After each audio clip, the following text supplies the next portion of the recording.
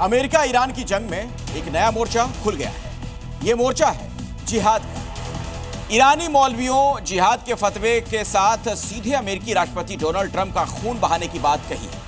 Iran की मौलवियों की तरफ से जारी इस फतवे के पीछे क्या पूरी रणनीति है? आमने सामने की जंग के साथ जिहाद का ऐलान कर हासिल क्या करना चाहते हैं ईरान के धर्मगुरु? आप समझिए ये पूरा प्लान क्या हो सकता है। ट्रंप ने जो खूनी जंग छेड़ी है उसका अंत क्या होगा, इस पर ईरान के मौलवी मौलाना की बैठक चल रही है।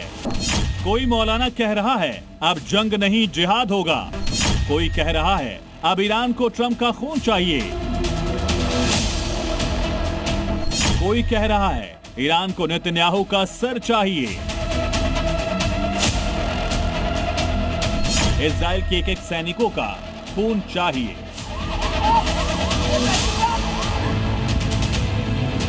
वैसे तो मुस्लिम मुल्क में जिहाद की बात कोई नई नहीं है, लेकिन भीषण जंग में जिहाद और सीधे इसका हिटलिस्ट निकालकर पूरी जंग को एक नई राह पर ले जाने की कोशिश है।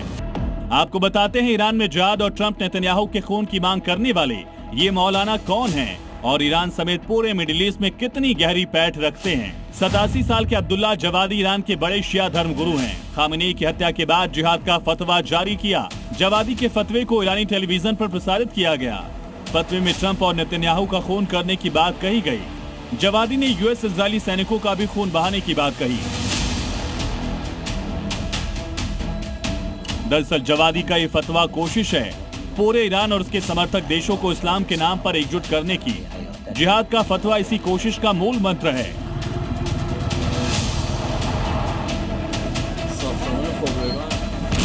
ईरान में खामेनी की हत्या के बाद 40 दिन का शोक है।